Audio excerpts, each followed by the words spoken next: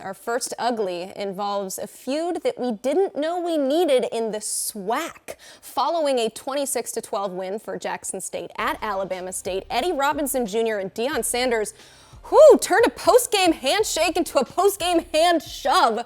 You're looking at two views of this, so it's kind of hard to tell, there's a second one, who instigated it, but clearly neither are too fond of each other. But then these two took to the microphone to, I guess you could say, explain what the issue was. Take it away, coaches. A lot of disrespect the whole week, and so you're not going to be disrespectful the whole week in the media. We didn't talk in the pregame. I was out there the whole time at the 50-yard line. He walked through our whole our whole huddle on our end zone and came a long way around to get to his side of the field in the pregame. Thought that wasn't classy at all. And so in the postgame, I'm not about to give you the Obama bro hug. I'm going to shake your hand and I'm going to go on. I'm going to always be respectful and respect the game. You got the great guys, W.C. Gordons, Eddie G. Robinsons, those guys, Marino Chasm. I'm living on the shoulders of the SWAC. He ain't SWAC. I'm SWAC. He ain't SWAC. One of the comments that kind of disturbed me out of all the comments, that I'm not SWAC. Who is? I got time today. Who is SWAC? If I ain't SWAC, who is SWAC? If I ain't SWAC, who is SWAC? If I ain't SWAC, who is SWAC? Baby, who is? Carl, who is SWAC? Well, I think number one, you have to look at it from this perspective. Winning hurts people's feelings. Mm-hmm. And when you're beating people and they don't feel like they have a competitive opportunity against you, it's going to always cause some dissent. Now, in terms of who started it or who did what they say, when Deion walked across the field, he didn't want to shake his hand. When I hear Coach Robinson say that Deion is a SWAC, I actually look into it at a deeper issue. What I gather is Deion has another escape. Deion has somewhere else to go. Eddie Robinson was a great player himself at Alabama State. He had an 11-year NFL career, and he's back coaching in what he feels like is his conference, the SWAC. He feels like Deion Sanders is a visitor that always is going to have better opportunities. But he doesn't have to deal with a lot of the problems that SWAC schools have to deal with in terms of funding, in terms of lack of exposure, in terms of lack of facilities, lack of assistant coaches. And so there becomes a jealousy at times when those kind of things are brought into play. Deion has the resources and Deion has the connections to overcome a lot of the issues that a lot of coaches overcome. I think this is also a deeper issue.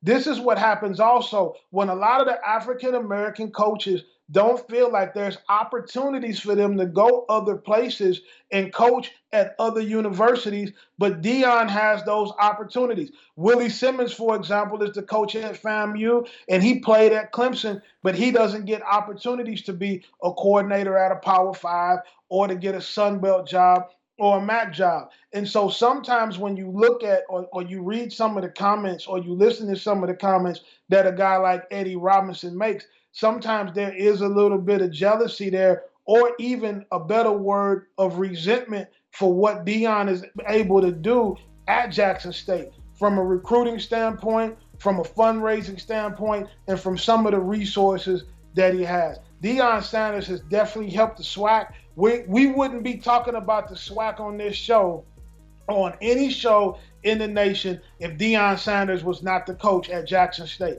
And that has to be respected. And it's a competitive game. What some of these guys could do in the league is, Eddie Robinson alluded to it with saying he hopes he stays and wants to play next year. You got to beat him.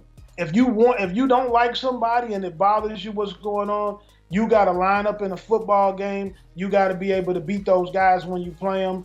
And it's not Deion's responsibility to check the scoreboard and not throw the ball at the end of the game. But that's kind of what that issue is from my standpoint.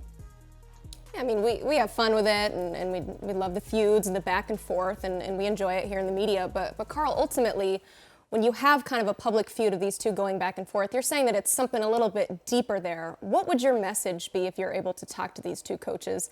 Maybe calm them down or just kind of have them realize that there's a bigger thing going on here? beef is bad for business, and it always has been. And so what I think that in situations like this, what I didn't like is I didn't like the Alabama State players using profanity at a head coach. I don't think that there's any place in the game for that. But I always believe that if you have issues with each other, then you call each other and you iron them out, and you don't fight back and forth through the media, through social media, or through anything like that. But I'm sure that this will be an exciting game coming from in the future. But I do understand the resentment that some people have towards Prime. It's been like that since he got in the league. But you got to remember, too, when Alabama State beat Jackson State in the spring COVID year, they put Deion's picture on the scoreboard. Now, everybody from Alabama State is going to say, well, Eddie Robinson wasn't the coach then. But I also guarantee you that the coach doesn't operate the Jumbotron, right? So when you do that, you also motivated Deion to be back in that stadium at that moment, wanting to beat you, because you did beat him and put his picture with a Jerry curl on your Jumbotron. He was definitely going to come in there and want some get back for that. Love that image.